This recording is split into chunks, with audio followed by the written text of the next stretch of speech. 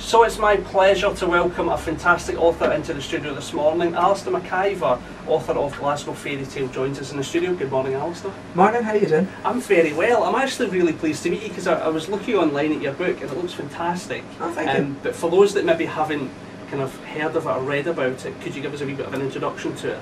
No problem at all. Glasgow Fairy Tale is a novel set in Glasgow, and what it does is it takes the plots of classic fairy tales and weaves them into modern day Glasgow. So you've got Rapunzel is an asylum seeker who gets taken to Dungavel, and her hair might become relevant to that. You've got the three wee pigs who are as Glasgow as the day is long, who are hounded by the big bad wolf, of course. And you've got Ella McCinder is the Cinderella character. She's in Cape and her foster family aren't treating her very well, and she's pining for this football player, Harry Charmaine, who plays for Celtic in Scotland. And yeah, I've tried to give the original fairy tales a sort of Glasgow feel to them, and it was a challenge for me to try and think of how can we take that story and make it Glasgow. Okay, so can I say about the fairy tales, it's really interesting, kind of seeing a novel that's always going to be based quite locally. Yeah. How long did it take you to come up with the idea? Was it just something you always wanted to do? Well, as a storyteller, I've been doing storytelling in Glasgow for a number of years, and I sort of had the idea of Glasgowizing a fairy tale and telling it, you know. I was involved in a local campaign at the time to stop a development at Otago Lane. They were going to put up a big hideous block of flats that would spoil the whole thing and block out the sun. Unfortunately, they actually did that one, and now they're trying to do another one. But I had the idea from that the wolf would be the agent of a succestion of corrupt property developers. Okay, so that wanted to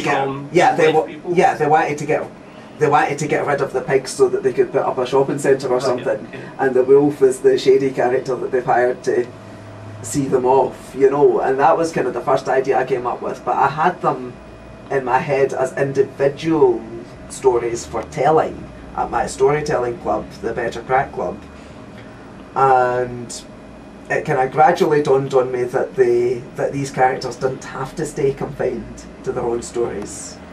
They could kind of interact with each other and find their way into each other's stories, and that I could weave the whole thing together into a novel. How long did it take you to kind of write the book then? I'm not actually sure, to be honest. It's one of these things you start writing and then you go away for it for a while and then you come back to it for a while. I'd say about a year. Okay, was there any kind of major changes once you started writing it? Did you have a plan in your head and then did it adjust, or did you see it all the way through? A lot of things changed, a lot of ideas changed, and a lot of the characters changed, and there were a few that I decided to leave out and a few that I decided to bring in, and a few that I thought I really want to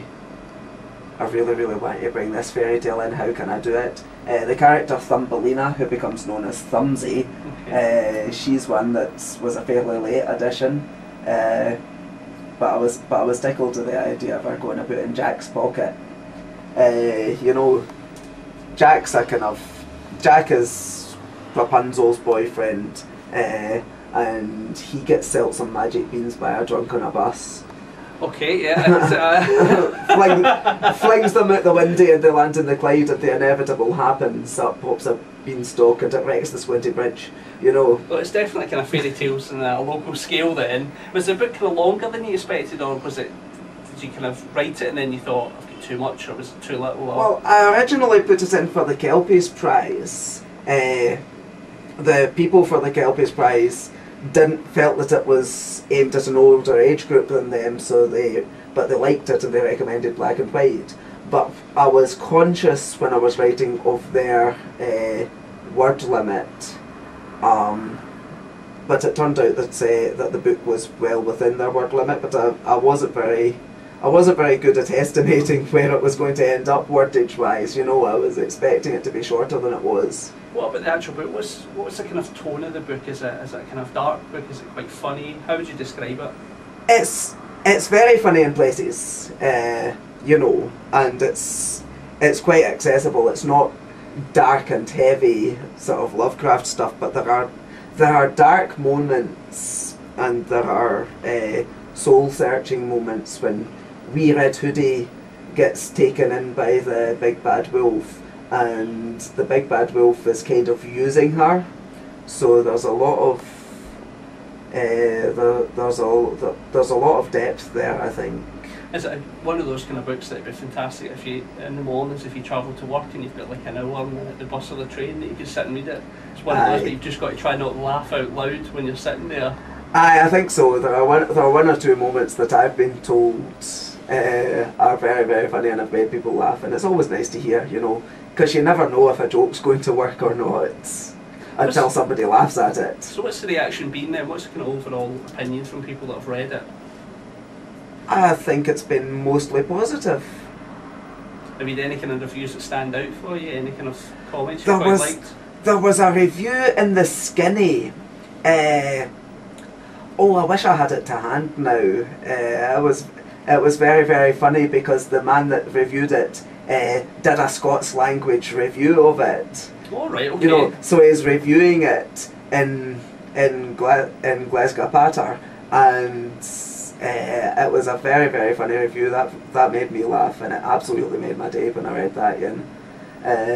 There were a couple of reviews that on fairy tale blogs that I tried to arrange myself, and the Scotsman picked it up as well. The Scotsman did a review that I thought was mostly positive.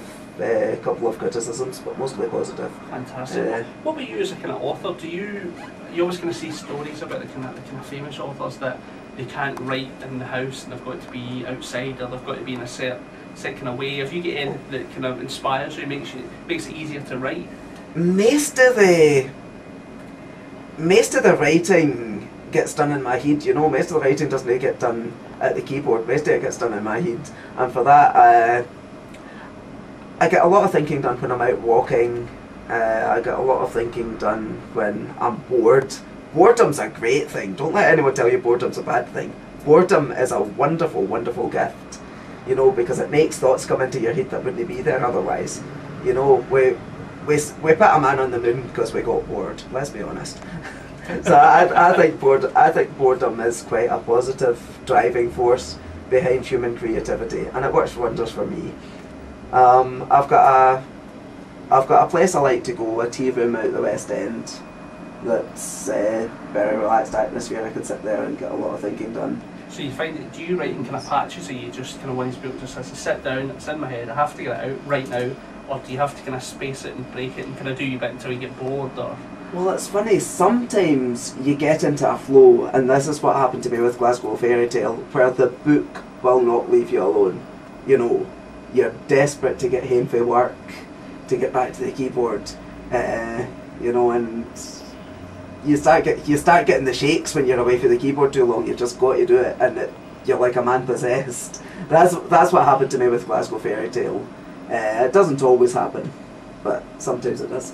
So if people are interested in the Glasgow Fairy Tale book, where could they pick it up? It's in the big bookshops.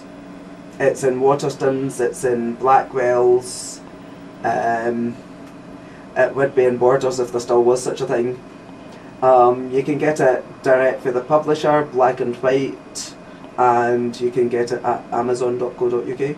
Fantastic. Alistair, it's been an absolute pleasure to talk to you this morning. I wish you all the success in your book, and I'm looking forward to reading it, because I quite like the look of it. It's got kind of fairy tales in a modern scene, especially Glasgow, and some of the parts that will be in there. Brilliant, so, well I hope you like it. Thank you very much.